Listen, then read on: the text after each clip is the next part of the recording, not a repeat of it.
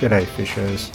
The plan for today was to fish the shallow reef off Altona up at the top end of Port Phillip Bay with my brother, chasing a feed of pinky snapper. We hit the water just after sunrise on a rising tide. Conditions were spot on, with calm, light northerly winds predicted for the day, which was a welcome break after the crazy gusts we've had all week. The water temp was sitting around 13 degrees, pretty typical for the start of early snapper season. I kicked things off, anchored up with some good old pilchards for bait, and later on mixed it up by flicking a few soft plastics around on the drift. Along the way we ran into a few unexpected catches that definitely kept things interesting, so kick back, relax and enjoy some peaceful time out on the water with me.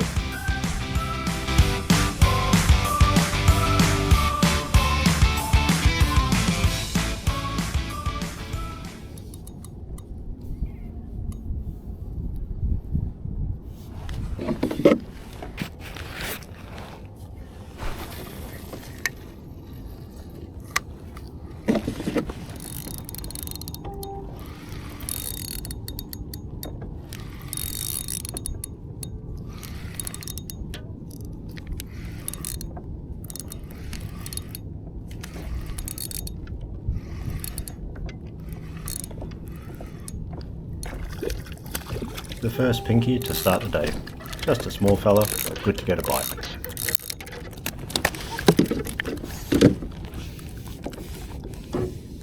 The two rods I'm using today are identical.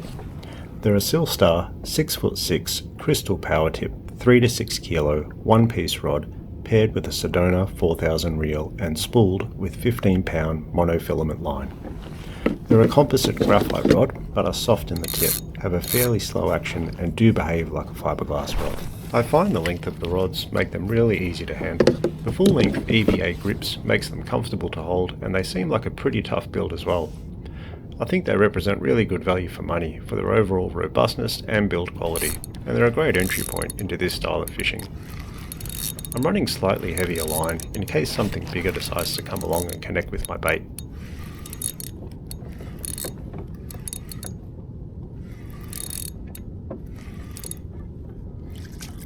But not on this occasion, just another small fella.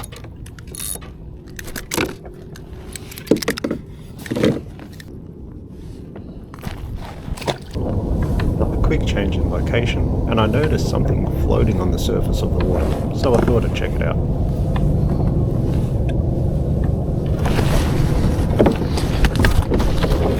No idea what that is.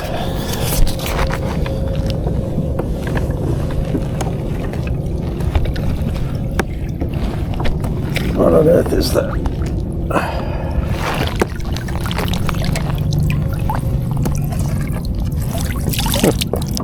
Electro DVD. That's not something you see every day. Weird.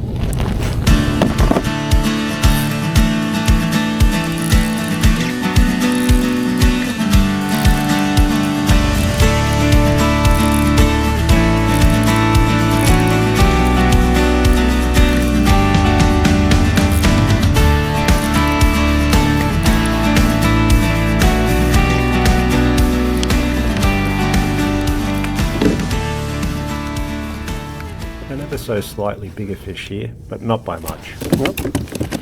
He was a slippery one too.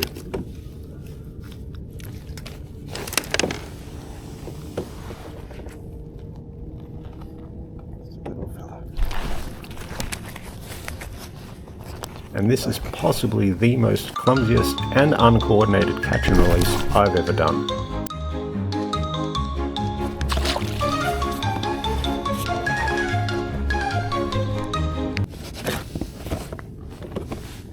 I'm using half pilchards for bait here, and the rig I'm using is a very simple one.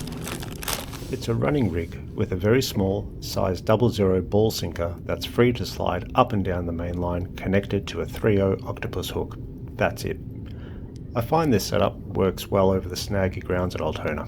You could even get away with using no sinker at all if the conditions are right, and just letting that half pilchard naturally float to the bottom while you're at anchor.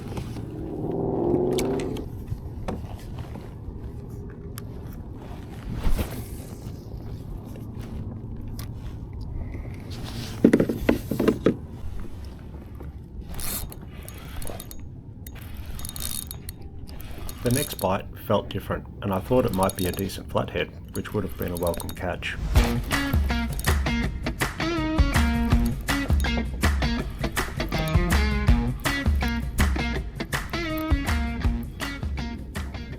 Oh, gurnard.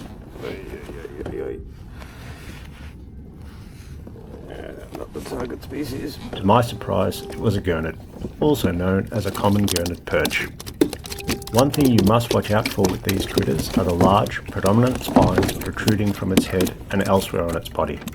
They are venomous and can inflict a nasty, painful wound and must be handled with caution. Yeah, I didn't want to get stung by that gurnard, so I've cut the line on it. So I'm just retying.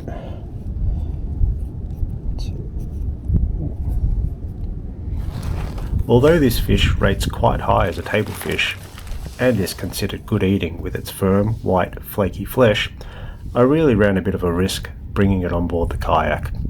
In hindsight, I should have simply cut the line straight away and release it back into the water, which is what I ended up doing.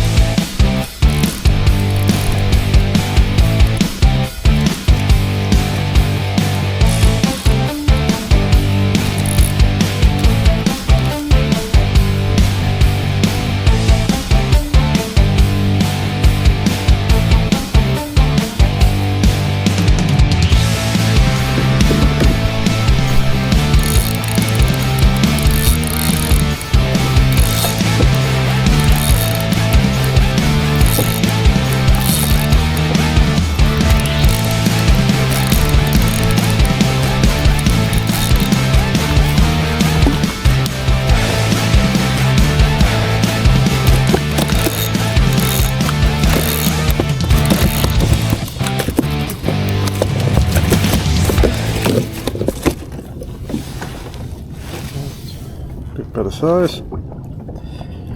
This one was a bit better, no monster by any stretch, but it was legal and it did end up on the fry pan.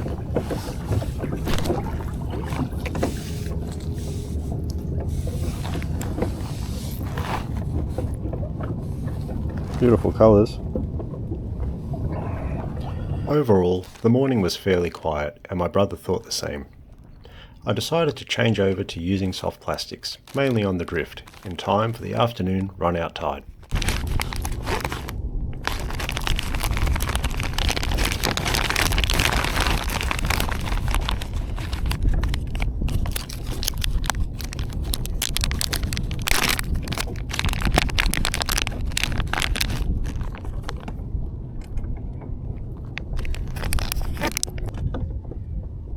My plastics outfit here consists of a Shimano 2 to 4 kilo rod paired with 8 pound braid and 10 pound fluorocarbon leader. I'm using Gulp 3-inch minnows in pearl watermelon colour matched to a TT 1/12 ounce jig head.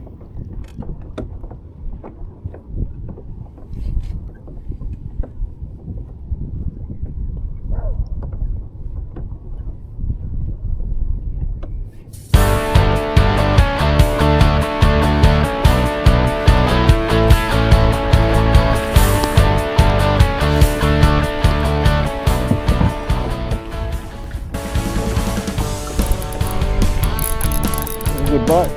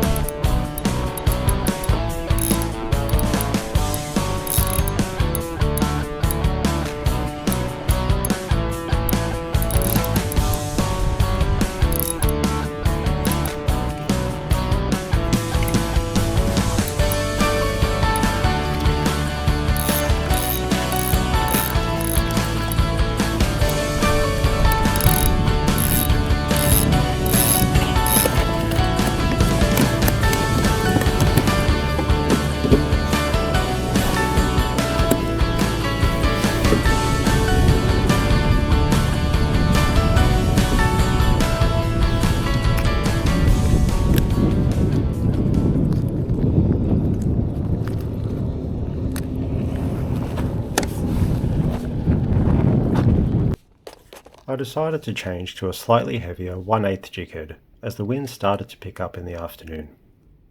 I think this helped the bite though, as we started getting onto a few in quick succession.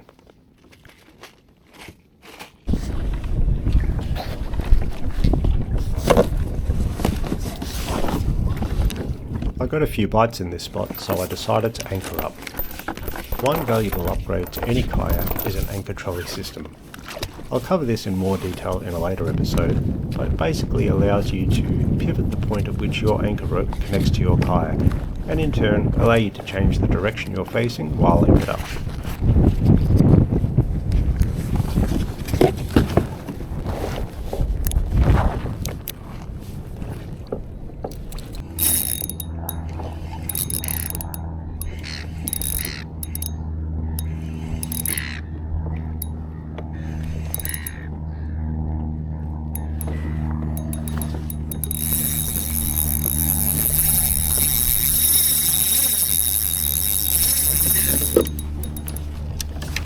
The next hookup was solid, and this fish had no hesitation stripping line off my little NexSave 2500 reel.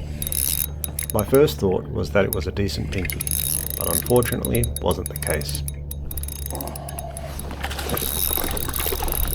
Instead, it turned out to be a feisty snook, or pike, whichever you prefer to call it. Now these fish really don't rate well as a table fish. I have tried them before and they were pretty average. By the time I got my hook out of this one, it wasn't looking in the best condition for a successful release. I probably should have just cut the line again and released it, but decided to take it home for a feed instead, seeing it wasn't in the best shape. You do get nice round steak pieces out of these things, and they do look quite nice on the fry pan, but unfortunately their taste is not much to be desired. The taste isn't offensive, but they are simply bland and flavourless, even with a good sprinkle of seasoning. On a positive, they don't have many bones. If you do like eating these fish, let me know in the comments how you cook them up. I'd love to hear it.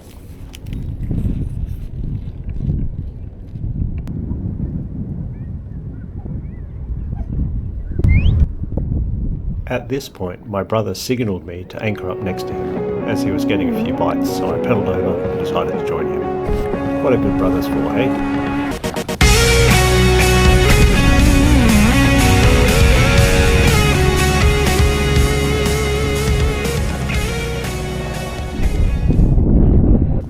I decided to tie on a Gulp 6-inch sandworm in camo colour. This lure is what I call my confidence lure.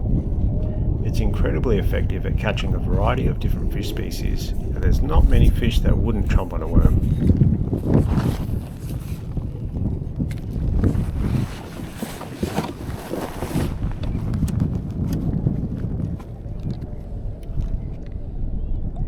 You can see how shallow the water is here, only about 2.5 metres, and we were very close to shore.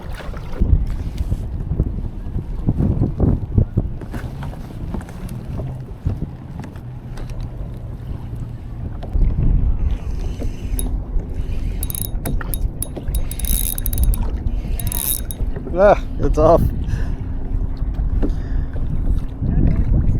Yeah, just come off.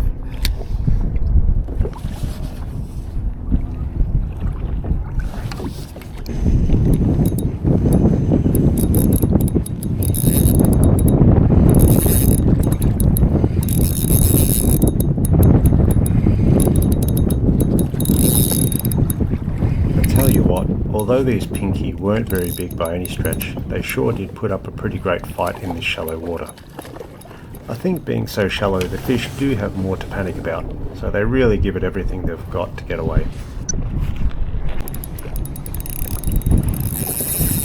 Another one, Rob.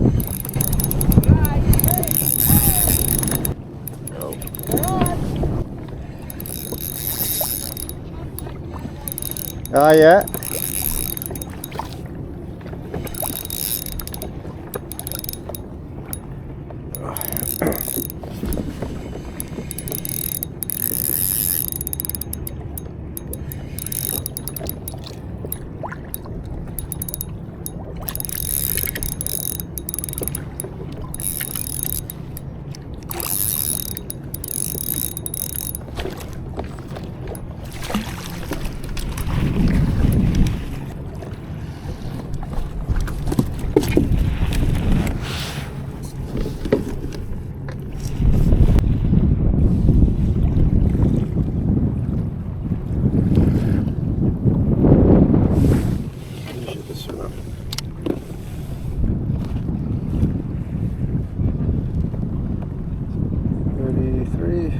Three and a half.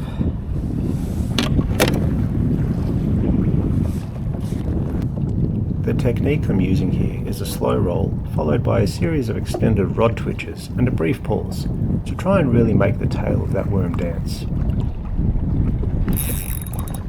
It didn't take long to get the attention of another fish.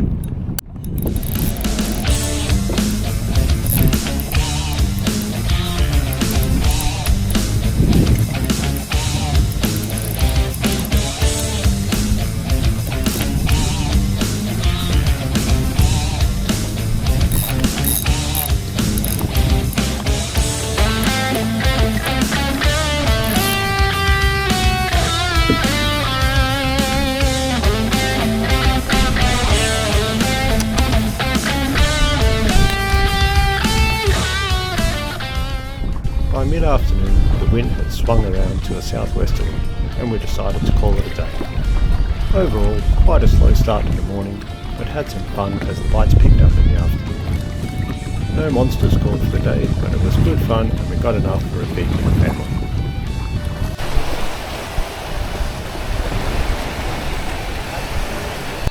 Hey, thanks for tuning in to the first episode of the Mindful Fish Show. If you liked what you saw, feel free to hit that subscribe button and give me a thumbs up. I'd really appreciate it. And see you out on the water next time.